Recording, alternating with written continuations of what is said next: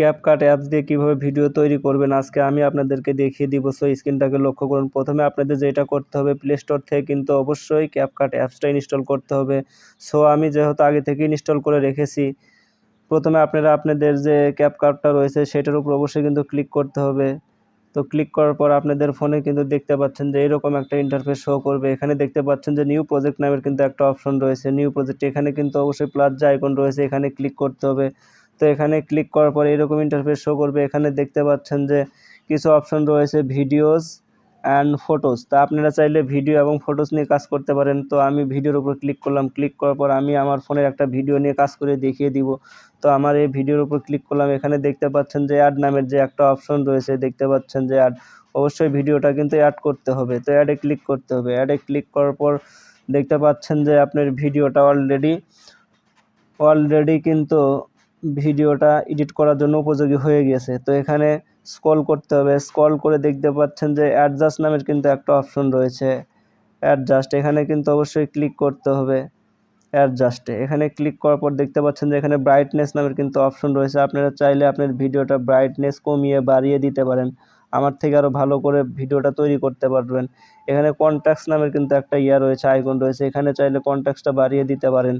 তো এখানে চাইলে স্ক্রল করে আর একটু সাইডে চলে যাবেন, এই সেল নামের কিন্তু একটা অপশন রয়েছে। এখানে কিন্তু অনেকগুলো কালার রয়েছে, দেখতে পাচ্ছেন অনেক সুন্দর সুন্দর কালার রয়েছে। আপনারা চাইলে কালারগুলো ভালোভাবে দিতে পারেন। তো এখানে ব্যাক রয়েছে, এখানে দেখতে পাচ্ছেন যে নিচে কিন্তু একটা টিকমার্ক অপশন রয়েছে, দেখতে পাচ্ছেন যে এখানে কিন্তু অবশ্যই সিলেক্ট করে দিতে হবে টিকমার্কে। কালার সিলেক্ট করার পর এখানে কিন্তু টিকমার্কে ক্লিক করে দিতে হবে। দেওয়ার পরে এখানে কিন্তু ব্যাক যে একটা আইকন রয়েছে, দেখতে পাচ্ছেন যে ভিডিওটা যদি আপনাদের অনেক লং হয়ে যায় সেক্ষেত্রে কাটতে হলে স্প্লিট নামের নিচে কিন্তু একটা অপশন রয়েছে, দেখতে পাচ্ছেন যে স্প্লিট, আপনাদেরকে দেখিয়ে দিচ্ছে স্প্লিট। এখানে কিন্তু ক্লিক করবেন। এখানে ক্লিক করে ভিডিওর এক অংশতে কিন্তু অলরেডি ধরে গিয়েছে। এখানে ডিলিট নামের যে অপশনটা রয়েছে, ডিলিট করে দিলে কিন্তু লং ভিডিওটা ছোট হয়ে যাবে।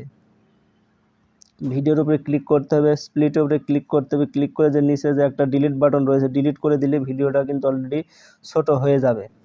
তো আপনারা চাইলে এখান থেকে আরও ভালোভাবে কাজ করতে পারেন। এখানে কিন্তু আর একটা অপশন রয়েছে যে রেটিও নামের যে অপশন রয়েছে, রেটিও দেখতে পাচ্ছেন, রেটিওতে ক্লিক করবেন। ক্লিক করার পরে এখানেও কিন্তু অনেকগুলো মাপ চলে রয়েছে। এখানে কিন্তু টিকটক, ইনস্টাগ্রাম, ইউটিউবের মাপ রয়েছে। আপনারা চাইলে এখানে যে কোনো একটা মাপ নিতে পারেন, নিয়ে দেখতে পাচ্ছেন যে উপরে এক পাশে একটা অ্যারো চিহ্ন রয়েছে, এখানে অ্যারো চিহ্ন, এখানে ক্লিক করতে পারেন। এখানে ক্লিক করে ভিডিওটা এক্সপোর্ট করে ডাউনলোড করে নিতে পারেন। তারপরে ডাউনলোড করে কিন্তু ভিডিওটা আপনারা আপলোড দিতে পারেন।